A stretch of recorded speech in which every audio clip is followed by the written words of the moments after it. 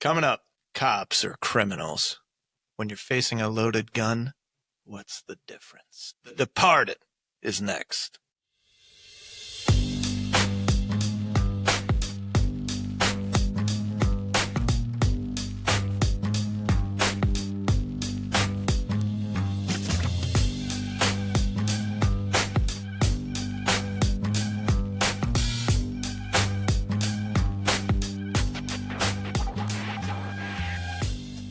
And we're back, baby.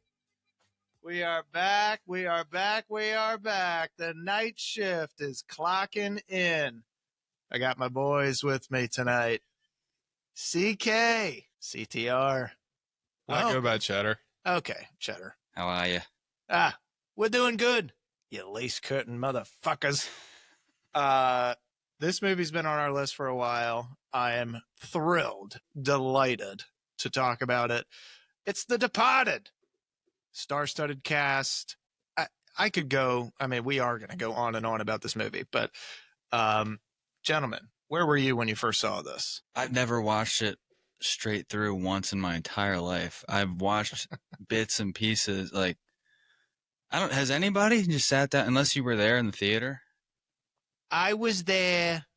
You saw it in theaters? Fucking A, right? I did, dude. Wow. This is 2006. And we need to hear about that because I don't know anybody that went to see it. All right. So 2006, this movie comes out. And we were all looking forward to this coming out because A, it's star-studded cast. Best cast probably ever. Yeah, probably ever. B, you've got mob versus the cops. C, that it's fighting, guns, cussing up a storm. A little bit of sex. A little bit of sexy time, which is a requirement, especially for the 16-year-olds. Yes. And so, dude, yeah, this movie had like everything that would attract a male audience. I can't say that there was a lot of women in the theater that night. I don't remember it, but if they were there, they were dragged there by their boyfriends or husbands. And I remember walking out of the theater thinking, this movie fucking rocks. This is a staple instantly. And at the time, I had no idea it was a Scorsese movie. I just knew you have Leo, you've got Damon, you've got Wahlberg, you've got say less, baby. You've got Nicholson, fucking Alec Baldwin, and honestly, most of these guys are like near their peak when this comes out too. Martin Sheen. So like, how often do you see that? You just don't see it often. So, I remember that incredibly well, and this movie has been a staple in our life ever since. Yeah, I would say most girls have seen it. You think so? girls. Most girls that have had a boyfriend have been forced to watch it. And I'm not kidding. Yeah. Because I don't know one male that hasn't seen it. Well, American male. I got to agree with that. Yeah. The only reason I haven't seen it all the way through from start to, I have for this podcast, but before then, for some reason I could just never catch it. And it was during the time when it came out was still like, people listening today are not going to understand if they're young, but right. Like it was an HBO kind of thing. Yes. Or even on regular TV and you got commercials and it's the longest movie ever. So you're just like, fuck, it's long. You're trying to, and you get halfway through and you start from there and I'm just piecing it together, the storyline, but it's good enough that you can just jump in halfway and just watch it like that. Yeah. Well, here's the thing. It's a long movie, but it's not one that has like a whole lot of dead spots in it. No. There's the way that they've shot it. Not as artistic as our last movie, the Man on Fire. Yeah, a lot more straight up. It's more straight up, but it's got Scorsese style editing. It's probably, I would say it's probably one of his sloppier works. It's not as polished as like a Godfather or one of these others. Yeah, there's a few artistic shots that I can remember, like right in the beginning. Yeah, with the circle filter on Matt Damon. Yes, and that's early. And then, of course, the final scene with the rats. Oh, yeah. That's of the rats. That of the rats. Call back. So I love this movie. So let's break down. I mean, this thing is finally Scorsese gets his Oscar from this movie. Best Picture. This is not the one that I think he thought going into it he was going to get it. But we'll break down some of the best scenes, some of the behind the scenes insanity, some of the legendary performances, some wild trivia, plot holes, and of course, we'll settle whether this is one of his best works. Frankly, for all the cast and for Scorsese. So, gentlemen, let's get into it. We'll do quick facts on the movie. So, Scorsese's director, Bill Monahan is the writer. This is a remake of Internal Affairs. Never saw Internal Affairs. Don't know Neither if you guys did did. Scorsese. Didn't watch it until after. No, he exactly. made it. He made it a point. I'm not fucking watching that movie until it's done. Wasn't it Japanese? Yeah, but he didn't know it was a remake initially. He was like, oh, okay. And they found out and was like, all right, fuck it. I guess I'm making a remake because he'd never done that before. He was bummed out. Yeah. He didn't know that Brad Pitt bought it. Or that's probably how he found out. I don't know. It was probably, and he wanted to work with Pitt and Leo. He had worked with Leo on The Aviator before this. He'd worked with some of these guys. He wanted Pitt on here. We'll get into casting what ifs, but this comes out October of 2006. Main cast is DiCaprio, Damon, Nicholson, Wahlberg, Martin Sheen, Vera Farmiga, and Alec fucking Baldwin, who, honest to God, like, he's in it for maybe 5 minutes. Same with Wahlberg, but the scenes with those two together are fucking He's great. Fantastic. I love him in anything. It's Wahlberg? Oh, Baldwin, yeah. He's so good, man. Budget, $90 million. It just kept escalating. It started at like a quarter of that. Box office, $291. Yeah, that's a fucking hit right there. Bingo. For people that haven't seen it or need a refresher on the plot, I don't know where you've been living, possibly under a rock, or you're a woman. Two men live double lives. One is a cop that's undercover in the mob. That's Billy Costigan, a.k.a. DiCaprio. And one is a mobster undercover in the cops. That's Colin, a.k.a. Matt Damon. Their missions spiral into a deadly cat and mouse game in the Boston underworld, orchestrated by the volatile Frank Costello, played by our boy, Jack Nicholson, who, honest to God, has not aged well. But he has been the same fucking age my entire life. Dude, he looks the exact same in The Shining. Yes. Exactly the same. What year was that? 1966. He just looks, no matter what film he's in, he's the same guy. Dude, that hair is outrageous. for man. a guy that's missing all that hair and a terrible body, he's got like the swag of Jesus. Oh, he really don't get does. it. And he walks like he is a penguin. Yeah, and his shit don't stink either. He's something else, man. So Rotten Tomatoes score, critics, 91%. Audience, 94%. Certified, baby. That's certified. Critics are... Finally, the critics get something right. That was in the budget.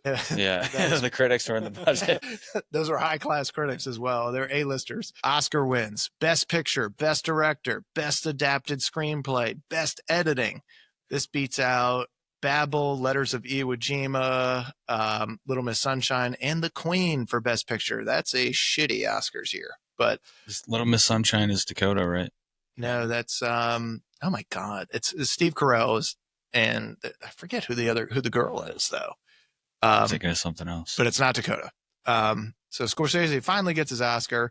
This movie is kind of a part of some Boston crime film. So we have, leading up to this, you have movies like Mystic River. You have movies like Gone Baby Gone. After this, you get The Town.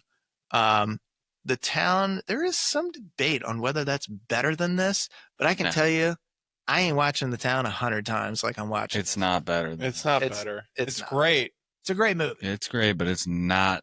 I say it's not even close to as good as. I wouldn't say it's close either. Yeah. And I love that movie. Me too. The movie's great, man. It's a fucking awesome movie. But that's what this movie beats out to win or Scorsese. Jesus Christ. Scorsese, his first Oscar, which is pretty damn cool, man. It's been a long time coming. He had a couple that were real close to it, like Gangs of New York. Aviator was like probably Gang should have got up there. Gangs should have got it. You know why they didn't? They had the freaking Dale from the Step Brothers as a cop. I mean, come on, dude. Bill. Like seriously? It works I'm not for you, saying Bill. this. He did a great job. But come on, dude. Pick Kevin Spacey or somebody. All right. Kevin Which Spacey way? back then. French Kevin Spacey. Yeah, I mean, Even that guy would have been better. like you pick a jokester. Yeah. Yeah. Like, Well, come on. Hang on. He was also in like Boogie Nights and He was, other but stuff. he was the It's guy just his in voice, Boogie Nights, Shane. like making drinks behind the bar. yeah. What do you need? Like, It's the voice. That's the only problem. That's the problem. Okay. And you know him as Dale. dude, you Dale say Dobin. Boogie Nights, he was like a freak in Boogie Nights. Like, he was hilarious. But dude, By the Gangs way, is I just would as good as love- this, I think. Guys, I'm It's gonna close. just put this out. Boogie Nights next. I would not hate. We'll talk about it. We'll talk about it. That movie is amazing. All right, boys. I know you're loaded up with trivia and fun facts. So who wants to kick us off? Loaded up. Load it up, baby. I'm more so loaded up with casting what ifs. Well, do you want to get into that now? I mean, what else? What other trivia do we have? Oh, there's a shit ton. But Okay, let's because do, I don't have much on the. But trivia. let's do casting what ifs. So what do you have? Okay, well, first pick for Frank Costello. Do you guys know? No, tell me. Robert De Niro. Yeah. I mean, Okay. Could have guessed. Dumb. Scorsese's like, how can I make this movie with Joe Pesci, Robert De Niro, Yeah. Ray Liotta? He literally tried to get all. He tried to get all. He didn't try to get Joe Pesci, from what I heard, but tried to get De Niro for Costello. Next choice, Buscemi. our boy. Are you kidding me? Oh my god. Wow. Yeah, Pacino. We've got a rat. Yeah, Pacino. I actually, before I even knew that, I wrote in my notes while I was watching. I think Pacino would have been great for Yeah. this role Mm-hmm. Yeah. Yeah. because he has the craziness factor. But there were a couple times where Nicholson is like just a little too goofy for a crime boss. He seems he comes off unhinged, Mm-hmm. which Yeah. I get. But at the same time, Nicholson always has like a flair with his roles where he's just a fucking loon. A lot of it is him. He comes up with Yes. the shit, like the scene where he shot the woman. Yeah. And there's a story. Matt Damon tells a story where he comes up with the idea to shoot her and say she fell funny. Yep. And then to have the other guy holding an axe. And then I don't think this makes it in the movie, but maybe it is. I don't remember. But he said he wanted to say, I think I want to fuck her again. Okay, I don't think that made it in. I don't think he made it in. Yeah, that. And he would've been says, hilarious. the other guy, French, looks at him like, huh? And he's like, that's what he was going to do. Yeah, But did that make it in? I don't know. I don't think maybe. it did. Too much. I would have remembered that. Yeah. That's what he wanted to do. So they let him come up with stuff. Scorsese is, I guess, kind of lenient. he seems like he's pretty lenient as long as he has some faith in the stars. And so what I had read in my research was that they had to really coax Nicholson into doing the role. So he wouldn't do it, didn't want to do it, and then sat down, agreed to meet Scorsese and Leo at lunch, and they hashed it out. And he was like, all right, fine. What did they say to him? Well, he had been doing some rom-coms and stuff. He was before sick that. of the comedies. Yeah. And so he was like, as long as I can be the bad guy, like, Yeah, he's kinda in on wanted that. to be pure evil. mm-hmm. Oh, and he was in this. Yeah, he got close. So Brad Pitt was originally he had optioned the script and was set to star, decided to step back and do Babel instead. And he would have been Costigan or Colin. I think Colin. That's what I thought would have made sense. And Tom Cruise was supposed to be in it. It was supposed to be Tom Cruise and Brad Pitt. But I don't know who. Cruise bomb. Cruise. Who was Cruise going to be though? I mean, they would have had to put him on a box for all of his scenes with Brad Pitt. Yeah, no doubt. No doubt. That's what he could have been, the rat at the end. Just the actual rat calling. So he wanted, I do know that Scorsese had originally wanted to cast a known actress in the role that eventually went to Vera for the psychiatrist role. So he was looking at Kate Winslet because he had done stuff with her. I like that. He was looking at Emily Blunt, Hilary Swank, or Aniston for the part of Madeline. But I like Winslet. Winslet could have been great in that. I don't know. I mean, they just didn't want to do Titanic Part 2. Maybe. But I don't know. He also repurposes all these actors that he likes. And, true. That's okay. I don't mind that at all. Actors like Leo, for example, you're a star A-list actor. Part of the reason you get there is because you pair up with the right people. Mm-hmm. And so they like certain directors. They find a rhythm that works with them and the creativity and that comes with working with that person and the trust. So I get it. The studio wanted either Colin or Billy to survive instead of both getting popped in this movie. They wanted to set up a franchise. And Scorsese said, I think I'll fucking kill everybody. Yeah. What are you going to do? Part 2? Part 2. Could have done Part 2. So Pitt would have played Sullivan. Cruise would have been Billy Costigan. Could you imagine Cruise as Billy Costigan? No. No. Because DiCaprio was 32. How old was Tom Cruise at the time? Tom Cruise hasn't aged in 30 years. He was older than 32 at the time. Oh, yeah. He was like 40. Cruise is probably 60 now. And he's still jumping off of fucking jets. Climbing skyscrapers. This guy's out of his mind. That would have put him, he might have been 40. But I have a hard time envisioning Cruise in any kind of like mobster role or undercover. Has he ever played an undercover or no, mobster? Just Mission Impossible. It's just like seeing that Frenchie's role was also auditioned by Nick Cage. Shut up. I just can't see that. Was it really? No, but just imagine that dude with there. I couldn't even. There's guys that you can hit, and there's guys that you can't hit. Okay. God, I couldn't even hold that. Really can't. This is the trouble with putting a movie on during the podcast. It's getting your attention. Look at his hair. Tell me it doesn't just scream Nick Cage. So, Frenchie and Nicholson did not get along during this shoot. Really? Yeah, because Frenchie's a badass, dude. Why? They didn't like each other. I don't know why. They just did not interact, apparently, off of set at all. A little tense. Couldn't tell you why. But as you noted, Nicholson basically improvised most of it, including his dildo scene. That's probably why he got pissed. Like, this guy's showing up with fucking dildos. He doesn't memorize any of his lines. He's got to be tough to work with, dude. Hey. Yeah. Like, you don't know. And then, dude, French, I love him, but the accent. What is his accent? It's like Irish, Boston. Do you think so? I don't think so.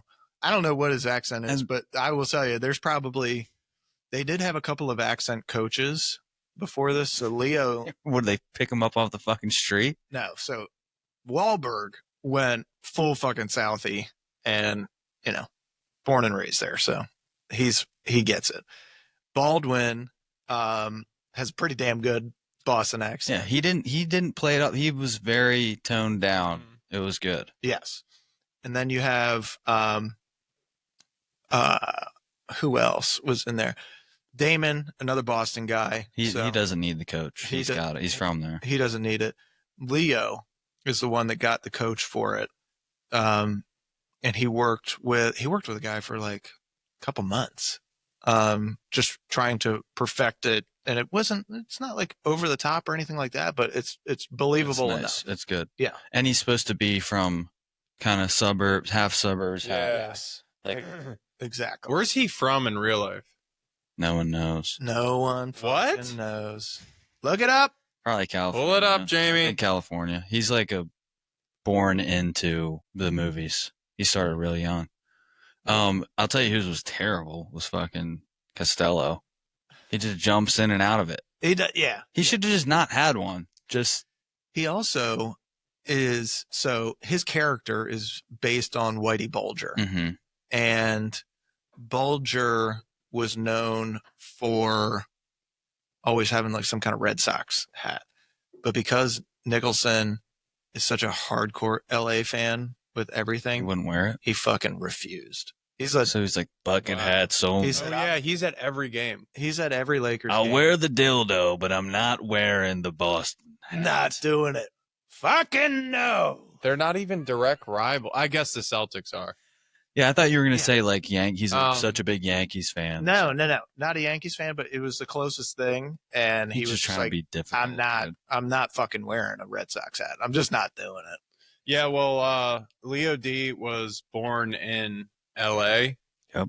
And since he was literally out of the womb, Born to he act. was doing commercials, and then he got his big role, Gilbert Grape, Romeo and Juliet, Titanic, Catch Me If You Can. I mean, he literally hasn't missed a shot. He actually went not full kidding. R in Gilbert Grape. Oh, yeah. Really?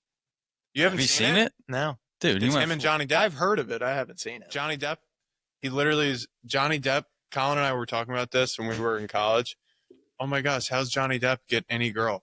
They'll be talking to him. They're like, why don't you talk? Why don't you like me? Why don't you? And Johnny Depp just had like this calm, cool, like, and I was like, oh my gosh, so you just have to not say anything and, like, you're good? He's so mysterious. Yeah, dude, I'm not kidding. He would just be like, Yeah, no, you try in real life, you just end up being the weird guy in the they're back like, that "Is doesn't he talk to anyone. Hey, dude. I guess you have to just be Johnny Depp for that to work. It's just because he's Johnny Depp. Yeah. It's not, and he's in a movie getting paid to be I the think cool even guy. outside of movies, he's that cool.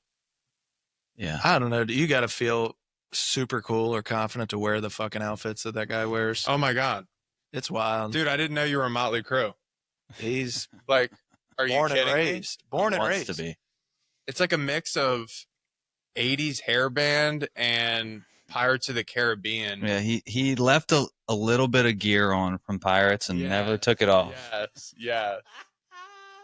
He's worried about it. He's like, you know what? If I don't have this, someone's going to try and fucking take it from me. There's been a lot of break-ins in LA lately. I can't do it. I can't take it off. Which brings me to the point. He could sneak in this film. With what? What do you think he could do? Maybe Costigan's role. Yeah, he could do Costigan.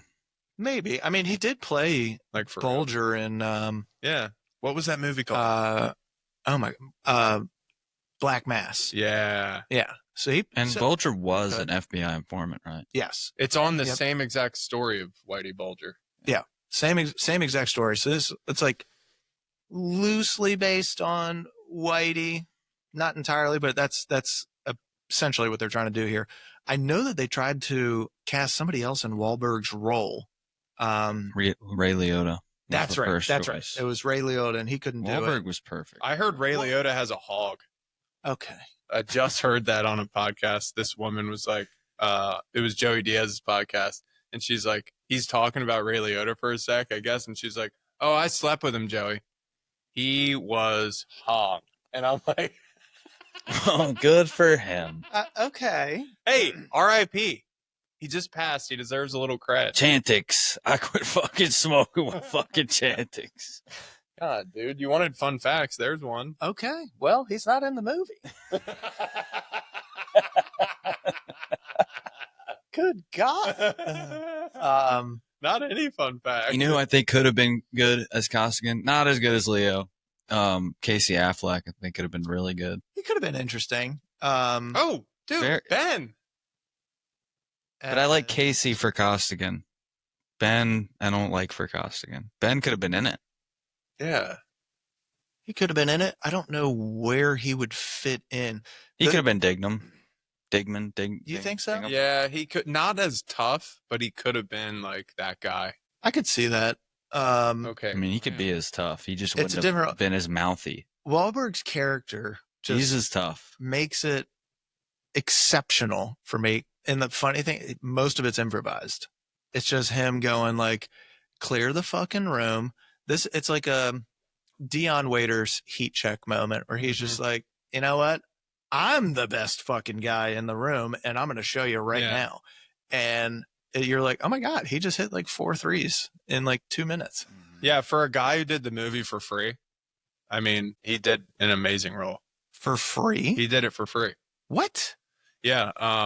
Wahlberg, they were packed, they were full in the budget, and he said it would just be the best life opportunity for him. He's willing, he called Scorsese, he's willing to just do it for free to get this opportunity. No way. There was no budget left, so they told him initially, we can't fit you in. He was in between 2 movies and he was going. That's why his hair is long. Yeah. Because he was growing it out. Probably for Invincible. Oh, great movie. Yeah. Yeah, that's what it was. But he was like kind of pissed about something. I don't know. I watched an interview with him and he was saying he was kind of pissed at the beginning. I don't know if that working for free thing is. I heard him say it.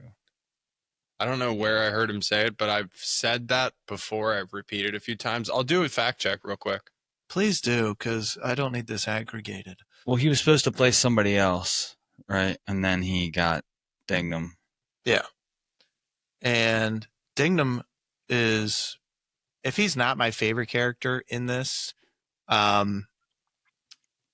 it's either him or Baldwin's character.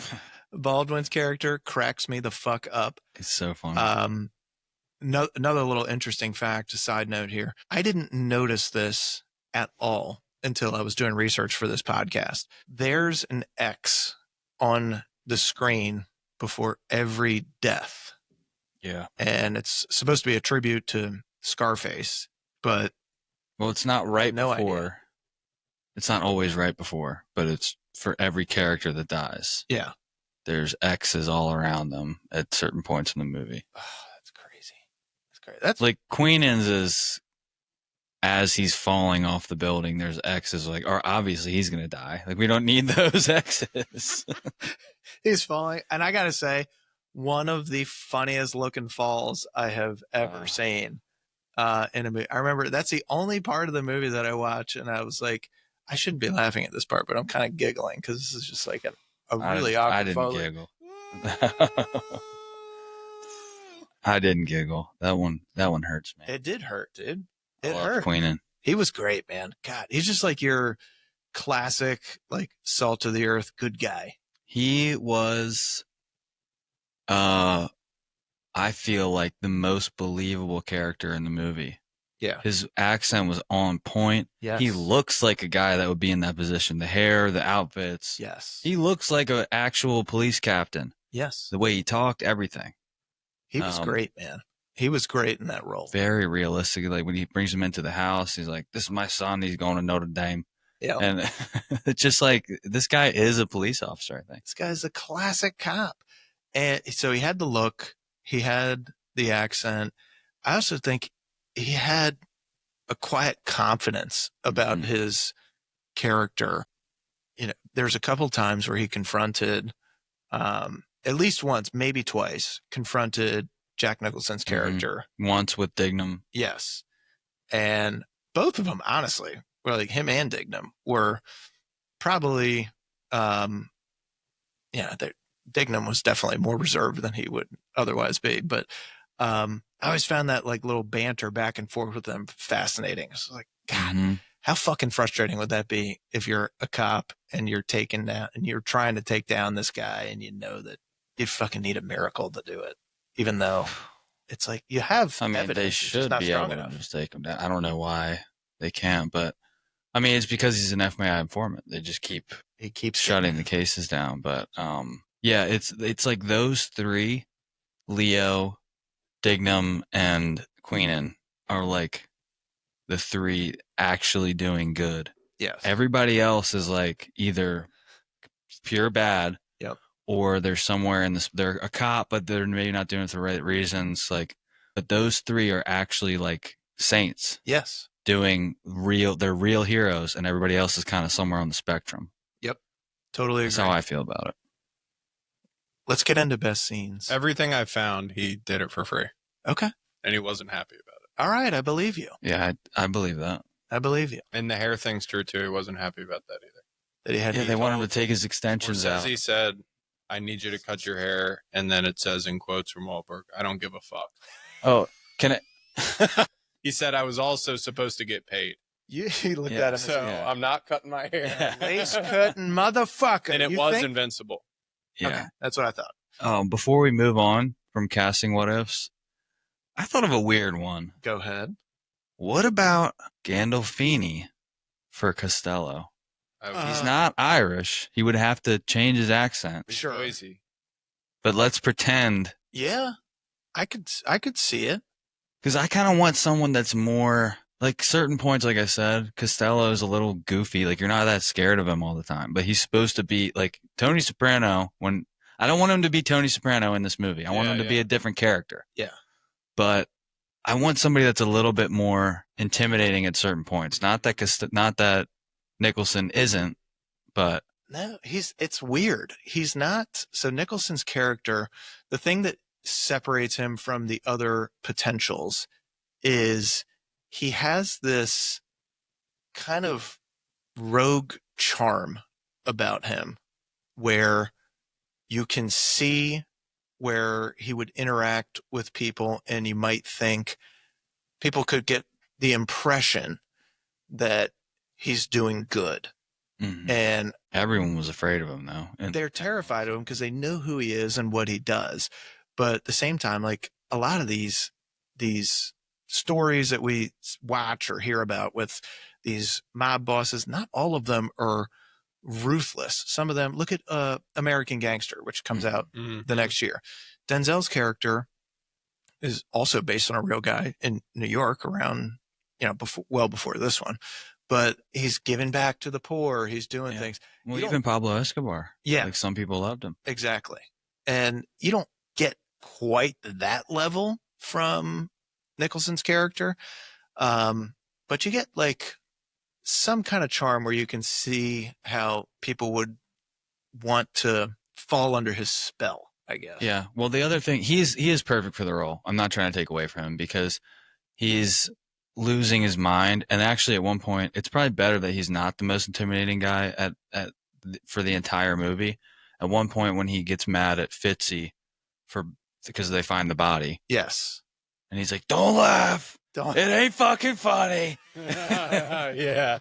And he's like trying to, it's like a teacher yelling at you. Like he's not scared of him. But Scorsese said that he was growing up and there was a guy similar to this. I don't know who he was talking about, but somebody that was losing their mind kind of because of that. People were afraid of him because they didn't know who he was going to kill. Yes. And I don't know who he was referencing in that true. interview, but that's why Nicholson is perfect for this because he's losing his shit. He's starting to lose his mind. Like he doesn't know who the rat is. So he's just he even says it to Billy. He's like, "In the past, I would just kill everybody that worked for me." Yep. Yeah. Yep. So that's a good point, man. And yeah, I mean, I think Nicholson's character is just kind of this unhinged, unpredictable guy. And that makes he just makes him difficult to pin down. He's also fucking super eccentric. I mean, where's fucking cheetah print? Like most of the movie, it's really weird. yeah. Let's get into best scenes. Queenan's fall. I know. R.I.P. R.I.P. Brutal. Totally totally Improvise. unexpected. No, I'm not going to say impressive. Sheen just jumps out the window and there he goes. Did all his own stunts. Did all of his own stunts. No, it's just I remember watching that for the very first time thinking like, there's no fucking way these guys are going to toss it. And they fucking did. Also, such a dumb move strategically. Retarded. Like, sorry guys. R word's back though, I think. I heard it was. Okay. it depends on who you ask. No, they could have captured him, figured out who the fucking rat was. Yes. How hard Where's is your that? fucking boy? And then they just throw him out the window. Throw him out the window, dude. Oh. Fitzy was not too bright. No. Also, that guy's a good actor too. He's in Braveheart. He played it great, man. Fitzy. That scene, so you can just, most of the movie is not, it doesn't take you on like, how am I going to put this? It doesn't take you on like 7 different journeys at the same time. You get Colin's perspective and what he's doing. You get a little bit of Nicholson's. You get a lot of Leo. There's not really a whole lot outside of the guys. You basically get the cop side of things. You get the mob side of things. And the entire time you feel the tension building up and it's building and it's building. And then at that moment, Leo is losing his fucking mind during this entire movie. He's like, dude, I can't keep doing this. And who could? I don't know, man. Guys do it though. I just listened to a guy on Rogan who literally did it here in Boston. You gotta be a different human. He was a 6'7" Viking. Okay, well, that would help. That helps. But that doesn't help to sneak around and hide. He had a huge beard tatted up to the gills. He had a South Carolina accent, and he was like, he'd walk into a bar with he was Hell's Angels. And, you could do it for that. And they were like, oh, I like him. Yeah. He's just here on business, picking out stuff for his investor guy. And they would be like, what fucking business are you talking about? And then he kind of hinted that he picks out investments for this guy, of course, illegal ones. So then the Hells Angels that are there are like, oh, dude, you got to come with us. And that's how he would sneak in. But he said this is how he would do it. Everybody gets caught and killed if they just walk up and, hey, can I join your club?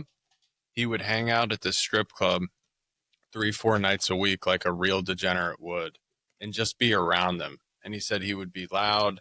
His normal self, he said he was just a loud, crazy, obnoxious guy. He would get drunk, mess around with some strippers, and then eventually after being there after a few weeks, knowing that those guys are there, they started to just maybe sit at the bar next to him, start talking to him. That's what Leo does in the movie. Yep. And then he gets in, but he's like, no. And he sits there and he also beats the fuck out of people. And whenever they talk to him, look at him the wrong way. And then they're like, all right, this guy's legit, so we can use him. And they know his uncle and his dad. So. And his dumbass fucking cousin. Yeah. Oh, yeah. Great casting. That was great casting, too. I don't know that guy's name. Quit selling coke with your dipshit cousin. Yeah. It's great, man. So, I forget his name. I'm going to pull it up. You look it up. It might be like Kevin Corrigan. I think that's his name. Which makes me think of Corrigan Sports. Shout out. What his go-to line was? How about the Billy and Colin on the phone when Queenan's dead, and he gets a call from Queenan's phone, and doesn't pick up right away. Lets it go, and then calls it back, and then just did silence, and then finally one of them breaks it and is like, "So what is you?" Or something like that. Can you come in? And finally gets him to come in. And the whole time I'm thinking like, dude, why are you fucking answering the phone? Why are you talking to this guy? You know. Well, he doesn't come in until after Frank and all the gang is dead. Then he comes in. Yeah. Then he comes in. So he actually hangs up on Damon. Yep. And is like, fuck you. And then they have the raid. Yep. They all get killed, and then after that, he's waiting for him in the office, right? It is. I think you're right. It is hard to pin this fucking movie down Yeah. and like where the scenes are on stuff because it is so there's so much shit going Well, on. it's 6 hours long. Yeah. By the way, it is Kevin Corrigan. Okay, I was right. Wow. Hey, point Wow. for me. Point for me. Yeah, that scene was great, man. Just pure tension. Another one that caught me totally by surprise: the elevator triple kill. Oh, dude, the first time I watched this movie and Leo gets shot, Yeah, jaw drop. I was like, oh my fucking. I literally remember the first time, because every time after you're just going to be, you're watching the movie to see that. Exactly. But the first time you experience it, you'll never get to experience it again that way. Literally. Yeah. Could not believe. I remember that. Like, legit jaw drop. I remember the first feeling like, no. It hurts every time. And I'm just watching it today. Every it hurts, dude. It hurts. I was thinking, like anybody else, like, all right, he's gonna get out of this. And of course, that fucking guy, That fucking weirdo. Of course, you find out later or like a few seconds later, like, you're not the only one that fucking Costello has on the inside. Like, okay, guy. That was satisfying watching him. At least Damon, the one good thing Damon does in this is like, fuck this guy. Yeah, exactly. Fuck this guy. Fuck this guy. Bow. Kills that. But that scene blew me away. We got a little Anthony Anderson cameo in there. That was R.I.P. Nice. We got the porn theater confrontation. So that scene I remember watching thinking, oh fuck.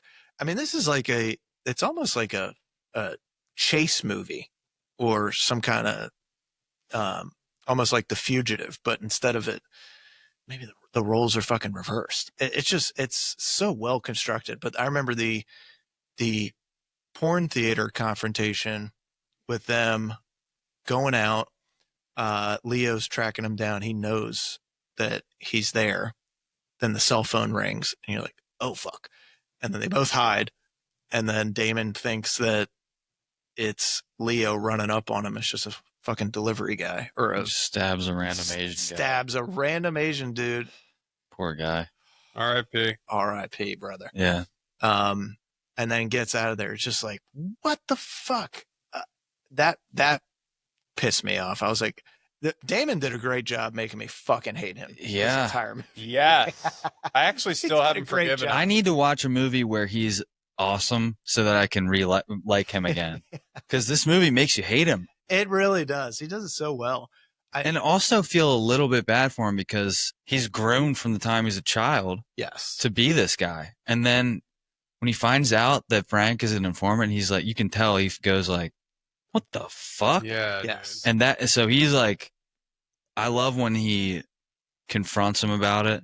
And he's like, oh, like a son, all that fucking and murdering, you don't have any sons. And then they have the shootout. Yep. And he's like, I don't love you, Do you piece of shit. Do they know about me, Frank? Oh, I didn't tell him anything about anybody that wasn't. Dude, he could have been Danny already. DeVito too. And- Danny DeVito. Oh my god! I didn't tell him anything. But he's got Doritos. Colin. I swear to God. You're thinking it's just all the old Batman villains. Yeah, I was actually, this reminded me, and of course they didn't have this technology then, but the Penguin that Colin Farrell plays in the new Penguin, perfect for this role. Oh, like put that face makeup and the comb over Dude, on Colin That Farrell. was like, you know what? Did you ever watch it? It was amazing. No, I haven't watched it yet. Didn't watch it. I did hear it was I off. should watch it. Amazing. But I'll tell you, Farrell could have been in this I know. and would have been awesome. One of the bad guys or one of the cops? Or? One of the bad guys. Yeah. I would have put. He's not. I don't know that he's better at playing a bad guy, but I think he's a lot more believable as a bad guy. Yeah. He's so good at it, and I didn't realize that he could do the fucking conceited makeup thing until he did the Penguin, and it was like, He's good Dude. being in the right in the middle too. Yeah. In Coulda Bruges. had- yeah, You guys seen him in Bruges? yes, I remember we just talked about that. Could have had Defoe. Put it on the list. could have had Defoe. Yeah. Oh, What's hard casting this is it's got to be Boston centric and Irish centric, He and could. most of the movies that are out there are like Italian mob or New York, and so Mhm. it's hard Especially with Scorsese. Yes, exactly. So you got to be careful with the casting on it. But yeah, I could see Defoe being in this. Is he Irish? He looks He Irish. friggin' He looks it. could pull it Hey, off. And Goblin. listen, He is a real goblin. he's another one. Really? That's what You they heard say. that? It's Fun the word fact. on the street. Hey, if you got a hog, we know about it. We know about it. All right? Can't hide. Can't hide from us. Hog police. Hogfinders.com. This is so stupid. Detective Hog on the scene. Yeah, buddy. Oh Lord. One of my absolute, not my absolute favorite scene, but I gotta say, satisfying ending is Dignam popping. Oh hell yeah. Oh, I remember that in the theater thinking, Dude, just his yeah, face. get his ass. And what is he like right before he dies? He's like, okay. Like he's about to try to talk his way out of it. Nope. Yep. Nope. Boom. Pops him. All right. Best scenes. Dude, my favorite. Well, I got two favorite scenes. They're both Leo just beating the shit out of people. But one is the convenience store fight. Yeah. That one's bad to the bone, dude. Do you like it mostly because the Indian guy that's in there is like, what the fuck are you doing? Get the fuck out of my This car." is the first time I noticed the Indian guy was like, what is wrong with this country? Everybody hates each other. He's like the one normal guy in the movie. Like, what the fuck? What the fuck? You people always just hit each other. No, greatest dude. And he takes the coat rack and just starts like I'd never javelin seen it. that before. I was like, oh, sick Good move. Yeah. And a little realism where he breaks his hand. That was cool. Yes. Yeah. But a little bit more of an acting, still a fight scene, but a little bit more acting prowess is the when they meet up under the bridge, Dignam Yes. and Queenan, and Dignam is just talking shit again, As he does. and he's like, "How about I fucking kill you? How about it?" Smacks his fucking coffee out of his hand, and then he says another thing, and then he fucking punches him, and they go at it, and it looked real. It did. And apparently, look real. those two had a little bit of beef at one point I can see it. back in the day when they were young. There's a little video of them, like some basketball thing. I don't know if it's real beef or you got to look into it, but Interesting. Oh, I like that. I mean, juicy. Wahlberg, I think, just has an ego problem. So does Leo. I would say. I think. But Leo he's not like as much of a like fight you for like real alpha guy. type guy, no, but I Or could maybe he see is, it I don't know. pissing him off, Wahlberg, because he kind of is an alpha, like athlete type. Yeah. I could see somebody like Leo, you're kind of jealous of him Of subconsciously. Wahlberg? Wahlberg's jealous of Leo. Okay. So if he acts arrogant, you're going to be like, yeah, well, I could beat the fuck out of you. So how about that? Yeah. And he's like, but Leo believes. I get up at 3 a.m. Yeah. and I fucking work out every day, and I'm in the fighter. But Leo is so good at acting that he could act like he could fight. Yeah. Yes. He'll act his way into some jabs Yeah. and hooks. Yeah. Like he's studied. Yeah, is he method? Does he go method? I think he I does. think he does. Yeah. Maybe not as studies far I as know like for the Daniel Revenant Day. he did. He doesn't do as far Did you as put Daniel Day in this? but he'll go. Yes. Yeah. Just I mean, anything, right? Anything. He's the greatest. Is he the Besides goat? a comedy. he could play. He could Not play in my opinion. the fucking psychiatrist. I think the But- only reason he's not the goat is because he hasn't done. I think Leo's the goat. Leo's the goat, but I think Oh, Dude. Denzel. Yeah. I mean, if you're under 40 years old, you probably think Leo is. If you're 40 to 60, you probably think Denzel is. I go Leo. I'd like Leo's movies more than Denzel's, even though I love a few of Denzel's. Leo's doesn't have a miss. I love all of them. I go Leo, but this is kind of like who's your favorite actor and who's the greatest skill wise, and I think, dude, Daniel Day, skill wise, he just hasn't done as many movies because I he goes always off and hear he that. lives in the hills. I always hear that, but I don't really, He hasn't been in enough. I don't see it like, oh, that's obvious. Yeah. I believe Leo in any role he's in. But my favorite scene, to go back to that, I quote it all the time. What are you going to do? Shoot a cop? Yeah. I'm going to pull the trigger and this bullet's going to go right through your fucking head. Favorite line. And it's like, you hear people like all the time, like, oh, what are you going to do? What are you going to hit me? And it's just so nice to hear someone who's like down and out going, yeah, I'm going to fucking hit you right in the face. That's how it happens. It's not like a could be. It will happen. Yeah, at that point, he is not giving a fuck anymore. Like, he's let everything go. He's ready to go. I love that because there's so many like. And he pistol whips him 3 times in the face. Oh, well, my dad will sue you, but you'll be dead. You'll be dead. Yeah. So shit can happen. That's why I love that scene. It just speaks to me. One of my favorite scenes is they are trying to do a bust on the microprocessor pass off, and they don't have any cameras in the back, so they can't see everything that's going on. And so Dignam and Baldwin are super pissed. They're like, why the fuck don't we have eyes there? And then Wahlberg's like, who did the fucking cameras? Who didn't put them in the back? And then the camera guy turns around and goes, who the fuck are you? He goes, I'm the guy who did his job. Who the fuck? It cracks me up every time. And then you get Baldwin like a few minutes later. He's like, hey, can I talk to you for a second? To the camera guy. And the camera guy's like, yeah, sure. Baldwin's like, you motherfucker! I have that for the best overacting moment because the punch is so fake. Big punch. And I also love that he's like, can I talk to you for a second? Pulls him 1 foot to the side. Yeah. Like he makes it seem like, let's go to another room. Yeah. No, he goes, they take 1 step over. I kind of love that. I also got to add another best scene. Go ahead. Because I remember it gives me like, not the chills. I think that's overused. But it gives me this emotional flood of like romance. And it's when Leo hooks up with the psychiatrist. Oh, it's like, I remember just watching the scene like, oh my God, they're doing it. It's like, girl. And then you're like, you feel for him. You're like, wow, bad guy like him. And he's like, he just seems kind of like in a ratty place in his life, but he can still get some. I don't know. But he's not a bad guy. He's the ultimate seems like it, good guy. Because to her, like, yes. That's what I mean. And he's like all disheveled, and she could have somebody like Damon who's clean cut. And but the whole movie, they're perfectly lining them up as complete opposites. Yeah. Damon on the outside is everything. Mm-hmm. Every girl looks at him. If you notice at the beginning, they're all like, oh my God. He's like super confident, and he's got everything. He's got the perfect job. He's got the girl.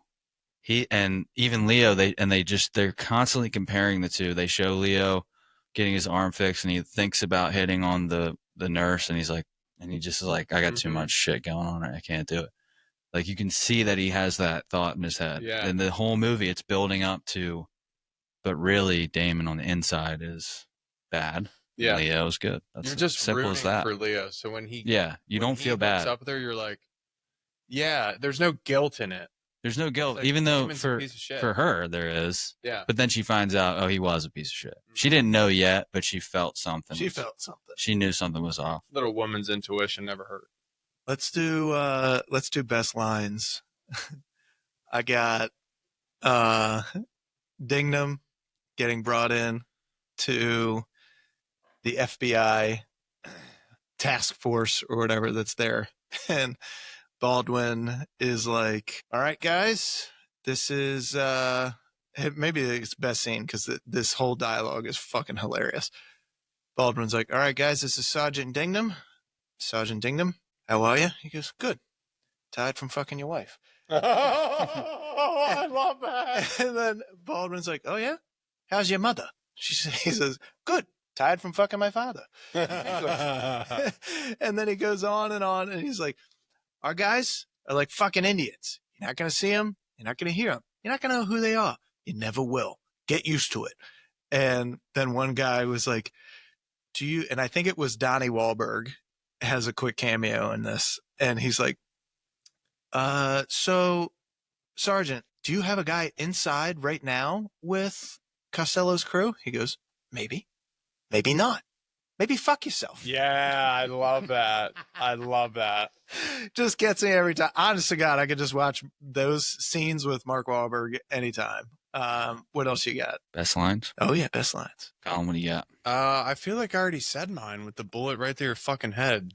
I got Costello. This one's not as funny. He's just this is in the beginning of the movie, part of the intro, where, by the way, they didn't even give the fucking credits until like 18 minutes into this movie, which is bizarre.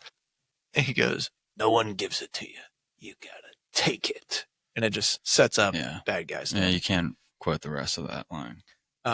We already did the Drops them. No, he dropped some fierce shit in there that will not be repeated. He already got the, "I'm the guy who does his job. You must be the other guy." It's hard to quote. It's Wahlberg. He says everything so fast. He says it so fast. Let's see, what else do I have in here?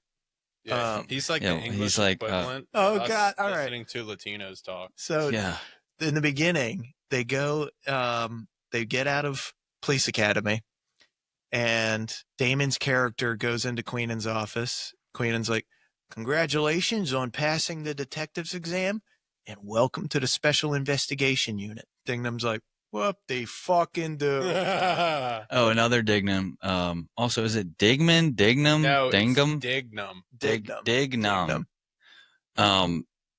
Yeah, when they're interviewing Leo, and he's like, "Well, families are always rising and falling in America, am I right?" Who said that? Hawthorne. Couldn't learn any fucking Shakespeare, smart ass. Just the fart. He lifts his leg up. Dude, I guarantee you it is all improvised. It's so fucking fun. What's the matter? You don't know any Shakespeare? I also love the microprocessor scene. They're having a tense negotiation with the Asian guys. And Costello's like, "What we generally do in this country." Wait, you're being Pacino. No, but that is how he talks in it. Is one guy brings the items and the other guy pays him. No ticky, no laundry. I just was like, what is that fucking from? I don't even know what that is. Just so good, man. So good. There's probably half a dozen fucking quotes in here. There's another scene with Baldwin and Damon, where Baldwin's out golfing at the driving range, and he's like talking to him about his you getting any? And he's like, "Yeah, I'm fucking working overtime. This cock's working overtime." And he's like, "Good for you, buddy. Good for you."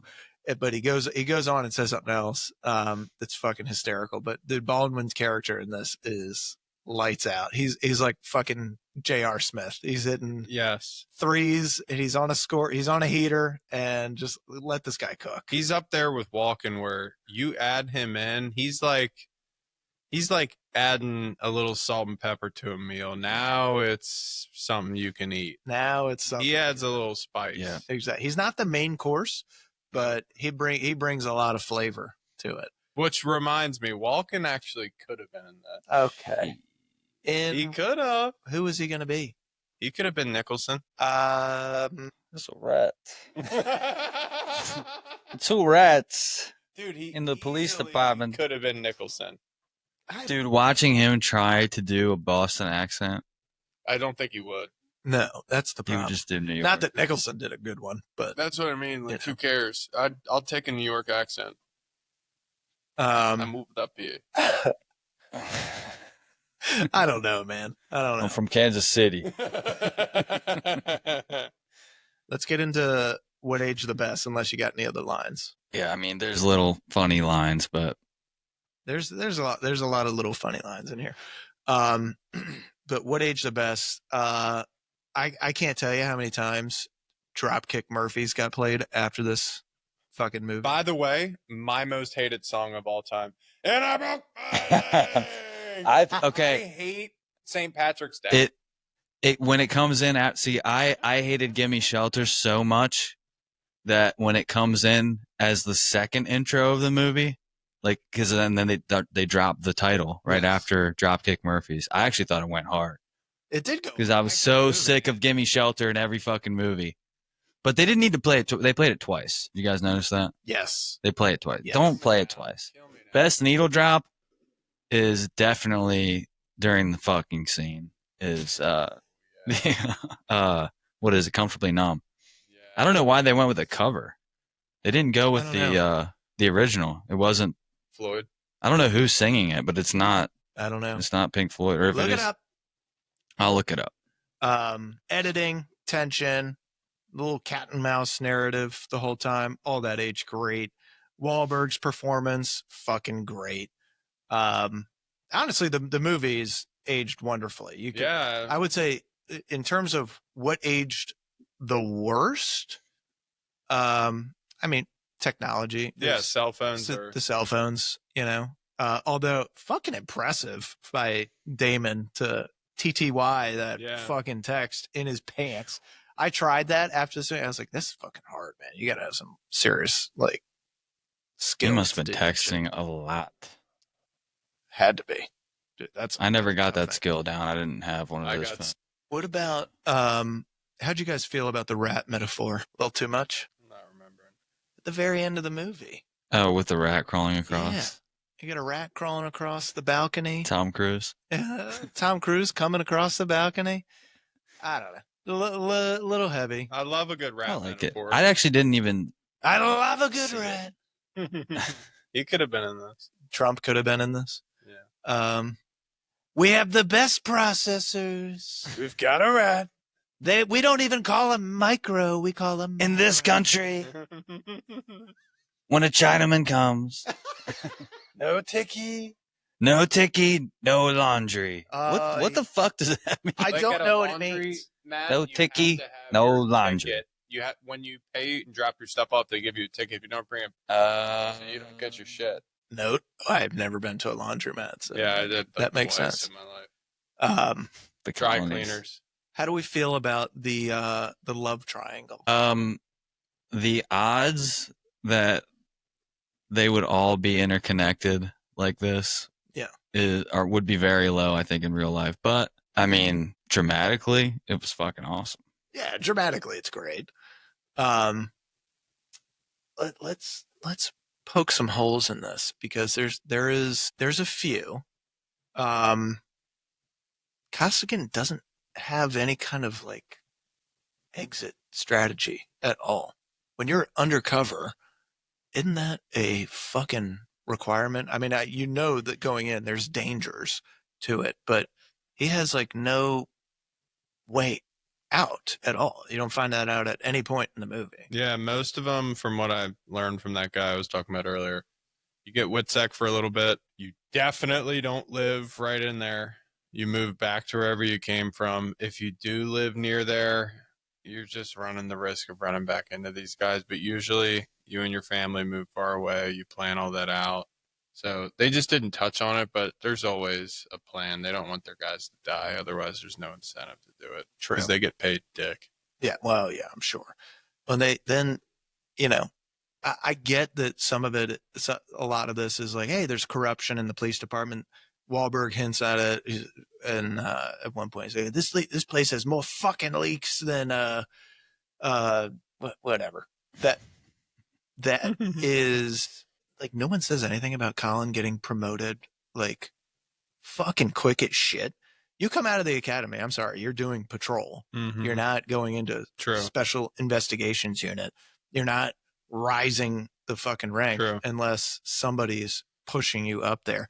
And mind you, at the same time, he's also in a fucking penthouse apartment. Bro, you're a statey. Who's pushing him up though? Because he's the rat. Nicholson. Because he's the FBI informant. Yeah. But who is in the? Well, somebody else, and he's random guy. Yeah. Oh my God. That somebody else in the police department is getting orders from Frank, I'm sure, to elevate him. It's Wahlberg's brother. Is it nobody's fucking nobody does anything about that? I mean, the real estate agent hints at it a little bit when he's showing him the apartment and is like, so you married? He's like, No. It's like, it's a big place for somebody that's not married. How about, yeah, it's an incredible view. Did you say you were a detective? It's like, yeah, give me the fucking papers. Give me the Yeah. papers. Let me sign the papers. He doesn't even like, all right, well, that's the only guy that's pushing back on this is a fucking real estate agent. Like, dude, this doesn't make any fucking sense. You're making like 30 grand, 50 grand a year, and you can afford a place like this. By the way, there is no apartment in real life that can look at like the state capitol or whatever that Golden Dome building is. They did like a special shot for that, but that's like this place does not exist in real life. But that just suspicious. Like nobody fucking says anything there. Also, what kind of psychiatrist is Madeline? I mean, she's got to be like one of the worst psychiatrists. Some trauma psychologist. I mean, absolutely awful. Just because you get a guy in there who's like, I want some fucking pills, and he freaks out on you, and it's the end of your day, you don't chase after him and be like, fine, I gave you a fucking prescription for all these pills. That makes no sense. Like, she did a, I don't know. I have to disagree with that. okay. The actress did go to LA and meet with psychiatrists for the LAPD. And so she got like training and stuff. And then they saw the movie and they were like, literally, that is the absolute opposite. Yeah, but they kind of have to say that too. I guess. But yeah, I mean, whenever I've been like Leo in this, I've always gotten something from my psychiatrist. Are you giving it to your psychiatrist? No. But yeah, I mean, I guess it depends on your relationship with him, but yeah, I mean, whenever I've been down, There's always a doctor out there that'll give you what you're looking for. But the one time I went to they just don't work for the fucking state. Yeah, true. I don't know who they work for. They work for themselves. All right, go on. What? You were going to say something. Oh no, I went to a psychiatrist once trying to get what's it called? Adderall. And she actually did not do what that girl did. She was like, yeah. But she did push multiple antidepressants. I was like, I don't want antidepressants. Don't want them. But in the end, I'm glad that she didn't give me the Adderall. I got told no so many times. Yeah, but you found somebody. I was like, wow, they're idiots. You need it. And I was like, wow, awesome. Yeah. If you want it, you can get it. You just gotta keep going on that person. Yeah, find a guy. I mean, that's how it was with weed before it was recreational. It's like you just gotta go to the right guy. My eyes, I can't see. Yeah, the other thing with Leo is, like you said, you do patrol. And back to that podcast I was listening about with that real undercover guy, it was like 6 to 8 years before he got that gig because you have to work as patrol. Yes. And then after 3 or 4 years, you move into narcotics. And then after 3 years, you get cleared. You have to actually go to a special training for undercover. And you also have to do multiple check-ins per year for psych test. Yeah. It's like a whole thing they train you for. You don't just get into it. So yeah, that part's not realistic. Big hole. What about hot takes? Because I think at this point it's obvious when you see the whole movie and how it ends. Dignam is the fucking hero of the movie. That's my hot take. I got fucking Marky Mark in there. Is the hero of the whole movie. Never died in a movie ever. He refuses to. He's never died. He really has. And honestly, if he was on that plane and 9/11, and I know people are gonna murmur, The Perfect Storm. He died in that. He doesn't. They never show him die. They didn't show. They it. show him in the water, and in his head, he's like, "Yeah, I swam to shore. I fucking swam to shore. Swam to shore. You do what you got to do. Now I'm a cop." Yeah, fucked your mother too. Do you think? Well, do you have any hot takes for this that we haven't mentioned yet? Okay. I think they could have left the baby. Whose baby is it? Is it Billy's baby? Is it? We didn't need that. Oh yeah. You don't need that. Yeah, that's a good call. I saw that and I was thinking, kind of an unnecessary layer. Too late in the movie to add it in because nothing like happened with it. like, do we find out that she's raising this kid by herself now, and it's a little Costigan boy? Because Damon's character Definitely raising it by herself because both of the daddies are gone. they be dead, and you know, that was unnecessary because I don't know. That's another thing they had in the movie was Damon had this, ED problem or whatever. Oh gosh. I don't know that it was necessary.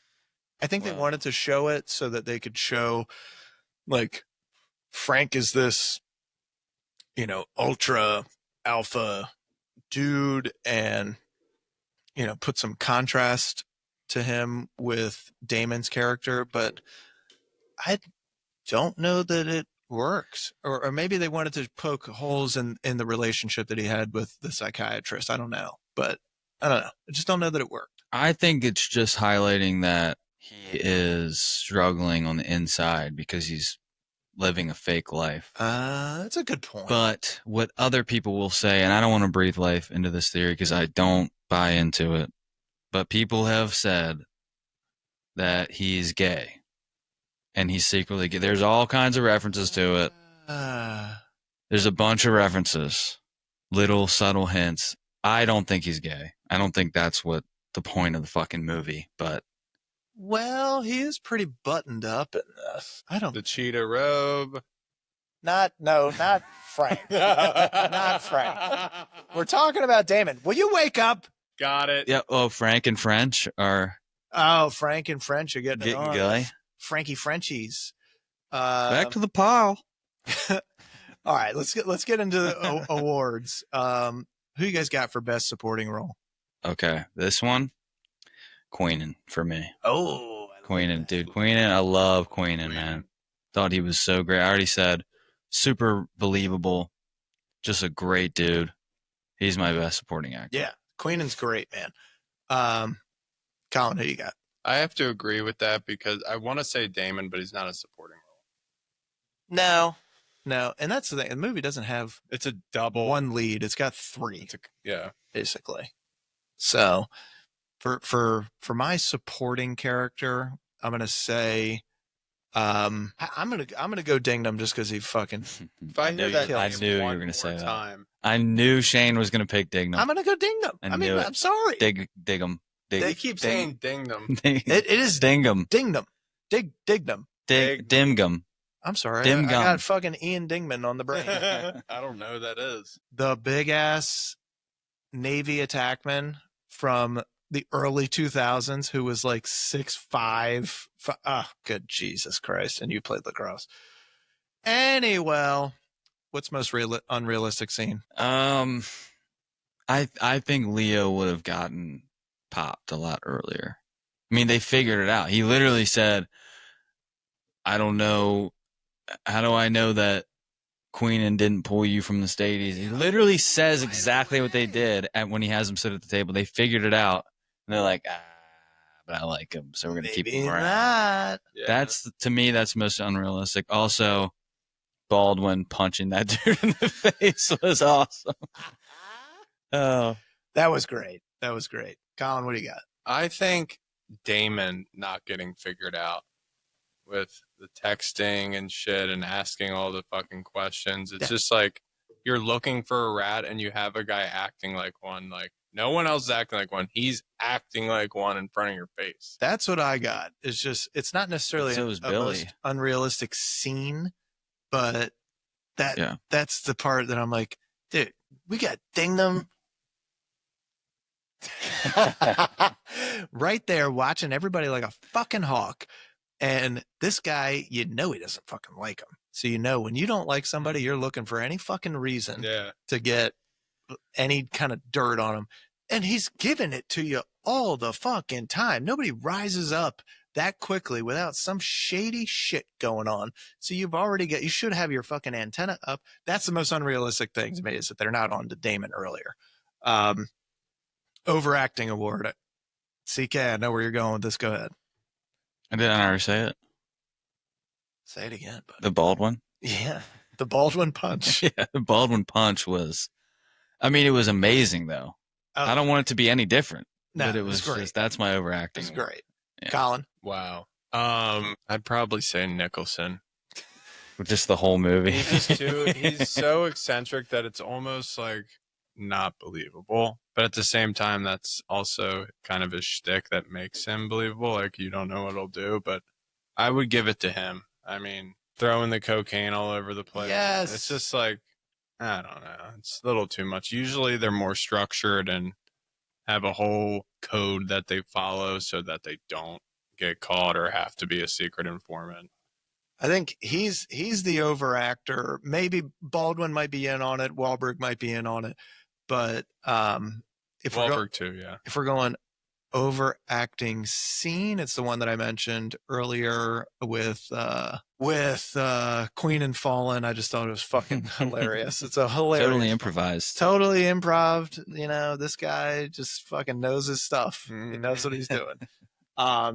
Funniest moment. Oh, definitely the interview with Dingbat and Leo. Yeah, that was great. I have nothing to add. Yeah. Gentlemen, who's the MVP? And keep in mind, this could mean a peak performance for an actor, director, writer. Decide if the movie works in a way where it kind of represents their best work. So who's the MVP of this? Mine is boring. It's Leo, but this movie made me. Everybody likes Leo, but this movie, when I watched it, made me love Leonardo DiCaprio. Yeah, because it gave you that tough guy side of him. Yeah. And I think it might be, man, it's hard to say it's his best role, but it's up there, man. It's top 3 for sure. It's good, man. It's really good. Colin, you agree with that? Yeah, no, for me, of course I love Leo. It's Warner Brothers. Really? The producers, dude, getting Scorsese, getting every actor. So Brad Pitt is the producer. Well, Brad Pitt is your MVP of this movie, which is really funny. Yeah, it's Brad Pitt then. You know what? I can't argue that. To be able to get an ensemble cast like this and make it all work and get a kick-ass director on board to do it all, it's fucking cool, man. We don't see these. Yeah, let's put a whole basketball team of LeBron James, Magic Johnson, and Michael Jordan and see how it works. You're right. You're right. But I gotta say, you take Leo out of that role, I don't see anybody else doing it as well as him. Mm-mm. I mean, he makes this fucking movie shine. No, I mean, Colin Farrell, that's about it. Yeah, I guess. Could you flip Damon and DiCaprio? No. Yes, you could, but no. No, only because Damon's got like this like schoolboy kind of. I don't know. This is what I don't like about him. And like Born, Minority Report, The Martian, whatever it is. He's not. He's like the age also at the time. Damon's older than him. Damon is 36 in the movie. In real life, during the time of the movie, Leo was 32. I feel like the ages just line up better because Damon is more established. Leo is like kind of lost, trying to find his mom's dying, trying to find his career, and then I think the ages make more sense. Yeah. And if you flipped them, it would be. Wait, who the hell's in Minority Report? Is it Cruz? Yeah, Cruz and Farrell. Cruz and Farrell. Kind of asked this already. Can Al Pacino be in this movie? He was gonna be. Can Sam Jackson be in this movie? Can Christopher Walken be in this movie? No blacks. It is Boston. Yeah, Is there one black guy in this? Well, yeah, there is. Anthony Anderson. Yeah, Anthony Anderson. And he gets shot. Yeah, it wouldn't fit the whole Boston thing. Any other city, yeah, you could squeeze him in, but Boston's just like notoriously white as fuck. Yes. Yeah. Well, and there's a scene in the beginning where they're running in the police academy, and Leo and Anthony Anderson are by themselves running, and he's like, my wife said when I get past, I finally be able to get a blowjob again. And he goes, buddy, you are fucked. You're a black guy in Boston. It ain't fucking help for me to be fucked. What's the best version of a sequel or prequel for this movie? Well, you kind of touched on, okay, couple different ways you could go with the sequel. Dignam is now a criminal Yes. because he murdered Matt Damon. Yep. And I think he would have murdered everybody that was involved if they wouldn't have all just died anyways. Because Exactly. Scorsese was like, kill them all. Exactly. Scorsese went Joffrey mode and just fucking Hang them. hang them. That's in Pirates of the Caribbean. It's hang him. It's one of my favorite scenes to quote. Just me and Scott will quote this all the time. Just stupid ass. The Commodore's like, hang him. It's so dumb, but I love it. Yeah, I mean, dude, I could totally see that. You could follow Dignam. I think what might be more, whatever, dude. Dig him. Dignam. Sidebar: Darlene could have had more of a part in this. Darlene, cute. Darlene. Hey, Darlene. I feel like this movie could get a prequel where Costigans. You either get the Costigans or you get the backstory of Frank. I don't want that. You don't want that? I want Dignam on the run, or I want to see young Billy, but I want to see Leo as young Billy, so it's not going to work for me. I don't see it. It's a one and it's going to be a bad sequel, but I want to see Wahlberg just taking everybody out. It's Shooter. He did it. Let's see. Oh God, this award could go to anybody. Joe Namath Award for is this guy even good at his job as an actor or as the character? Maybe Fitzy. Fitzy's pretty bad at his job. I would say Alec Baldwin's pretty bad at his job. Oh, dude, he has no idea that right under his nose. Right under his nose the whole fucking time. Yeah. The Carmelo Anthony Award for actor in their own movie, just doing their own thing. Only in it for the money, does not care about the story, does not care if the team wins. They are just in it for themselves. Nicholson. Yes. That's exactly who I picked. Yep. It's like, this guy is just... I mean, they had to convince him to be in it. That's enough right there. Yeah. He's just doing his own thing. Is there a better title for the movie? I think the title's iconic. It is. I didn't even know what it meant when I was a kid. I'm like, what is Departed? That's what they say for people that have died. Costigan's mom, remember when she dies, he's at the funeral, and at the funeral, there is a bouquet of flowers, and it's signed F. Costello, and it's got the dearly departed. Yes. It's got the dearly departed on there, so it's just, I like it. That's what it's about. I don't know if they had any other movie titles for this or not. Departed's good though. It's good. Dude, it's iconic. Yeah. It's great. I got nothing on it. Maggie Gyllenhaal, weakest link of the film. It's tough because they're all like grade A actors. Is there a weak link? Oh, that random guy. The random guy that kills Costigan. Who could that be, though? Like, who could it be instead of that guy? Oh, I like Casey Affleck for that. Oh, I was thinking that too. Yeah. That'd be great. He could pull that off, man. Mm-hmm. That'd be awesome. More Boston than that guy. Very much so. James Bond, coolest car, or use of a vehicle in the movie award.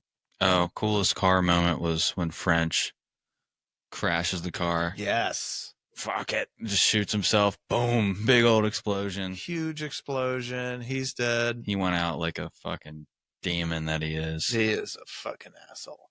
I fucking know you. I know you. I fucking know this. I'm the one that tells you there's some guys you can hit and there's some guys you can't hit.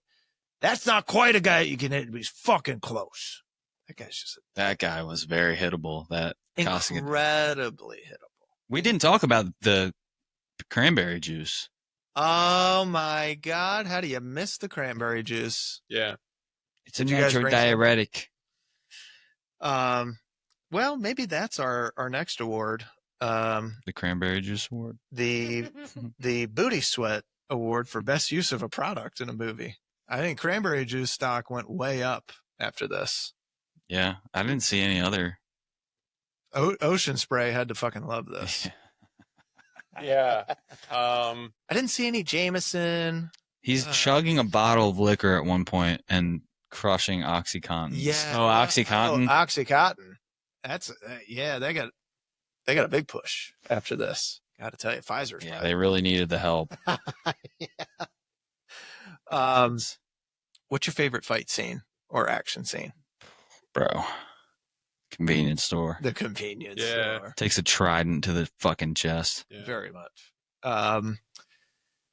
If this movie was a porn parody, what's the title?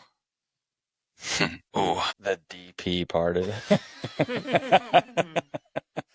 Well said. We can move on.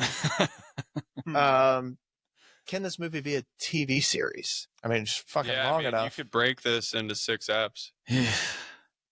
I mean, that's how I watch it every time I watch it. So definitely, yeah. Dumb question. Well, wow. Let's see. What do we got? Okay. Cultural impact on it. Boston didn't really have like a ton of crime centric movies before this. I think that it really brought a lot of interest into using that city for stuff. So hence the town. It's fucking hard to film in Boston. So that's one of the main problems with it. It's not like New York and stuff like that. They try to make it easier now. A lot of states are offering a lot more tax incentives stuff for people to film movies there. Cause let's get some Baltimore movies. There's not enough. There's a couple. There's an Annapolis spots. Harrison Ford movie in Annapolis. Really? Yeah, one of his like. Is it like Patriot Games? One of those, yeah. Yeah. I think the Boondock Saints was there. Boondock Saints is good. That was before this. That might have been 2003. The Heat with Megan McCarthy. Boondock Saints is, dude. Sarah Bullock. Sandra Bullock, not Sarah. Oh yeah. Dignam. Patriots Day. Yeah. But a lot of it comes after this movie. There's a couple before then, but I think this makes it a kind of a necessary staple. There's just a very gritty vibe to most things Boston, most things Massachusetts, and so I think bringing some more crime films and stuff like that here. Boston's got a fucking storied, checkered history, so it's kind of nice to have that kicked off. Basically from this movie. Wahlberg's character basically becomes like a meme archetype for pretty much any over-the-top detective moving forward past this movie. Movie's got a cult following despite winning Best Picture, which is kind of a fucking rare combo. That's what I got on this. You guys got anything? No. But I'll rank it first. Whoa, hang on now. We're not done yet. Kind of gotta talk legacy of this movie. Okay. Scorsese finally wins the big one. Helps launch a new wave of crime thrillers in the 2000s. Still one of the most rewatchable, quote-worthy movies of its era. Sits near the top of Scorsese's filmography for casual fans. It's not. Pull up his IMDb so you can see everything that he's done. It might not crack the top 5, but if it does, it's probably 5 or 4 maybe. But it's just a fucking slick, brutal, brilliantly acted movie. It's action, it's comedy, it's drama. It's a movie that juggles big themes, identity, morality, corruption. But it doesn't lose entertainment value doing that the whole fucking time. Part of that's casting. You cast this wrong and you have a different director, you get like B-list actors, C-list actors. It's a fun watch, but it's not The Departed. His top 2 movies, they're actually probably better than The Departed. Casino, Goodfellas. Yep. Wolf of Wall Street, Killers of the Flower Moon, Taxi Driver, Shutter Island, Raging Bull. I know people like that. Shark Tale, that was amazing. Gangs of New York. He did Shark Tale. Gangs of New York, also awesome. Aviator, Cape Fear, people like that. Yep. So for me, Color of Money. Gangs and this are in the top 3 of his movies. He did Uncut Honestly, Gems. you guys are gonna like this. Wolf of Wall Street, Departed, Gangs of New York, but I'm just a huge Leo guy. Yeah. Same. Yeah. That's my top 3 favorite Scorsese. Well, I movies. love Casino and Goodfellas. They're awesome. They're a little darker. Mm-hmm. They are dark. This has a more, even though it's dark, it's like a little bit more like triumphant because the good guys kind of win. The good guys Dignam wins. kind of win at the end. Dignam. Which, that doesn't happen in all of his movies. All the bad guys usually get fucked, which happens here. Mm-hmm. But there's some redeeming qualities with some of them, and here, not really. But there's so much good comedy splashed into this throughout that it keeps you laughing and on the edge of your seat when you're watching this, especially for the first time. So, it's not his most important work, but it fucking holds up very well. And it's rewarding watching this shit every time. I've seen it probably 35 times. Yeah, dude. It's a damn good movie, man. So, unless you guys got any final thoughts, let's do final scores. Are you going to say what Tomato ranked it? I already did. 91, right? Okay. And audience was 90. 94. Yeah. All right. Yeah, rank. Well, so you're clearly ready. So, Colin, go ahead. I give it a 9.7. CK? I'm between a 9.6 and a 9.7. It's that good. It's that good. That's our highest rated one. This is the highest rated one because I'm gonna follow you guys and I'm gonna say 9.6. It's fucking good, man. It really is. Not many flaws. Not a whole lot of flaws, and you know what? The stuff that is flawed is still entertaining, and that's why we go to the fucking movies and why we watch this shit. And it's just it does such an awesome job of keeping your attention the whole time. It doesn't really have low spots, lulls. And that's part of the cat and mouse stuff. So love it, man. Boys, thank you. It's time for us to clock out. Next week, we're going to head in a different direction from mob rats to something else. We'll have to figure that out. Sewer rats? Well, I'll do a little tease here. It's going to be a fun one. Most of these are. So, until next time, if you love the show, hit that subscribe button, ring the bell, give us a 5-star rating, please God, and send it to friends, family, whoever. Follow us on socials at HousecatsRE. Nightshift is out. You spank that ass less. Spank that ass less. Hanging past your knees. Playa. He's like a... I want to have fat hands and dance. I want to be super Jewish. in a G5. Oh, happy Passover. Yeah, baby. And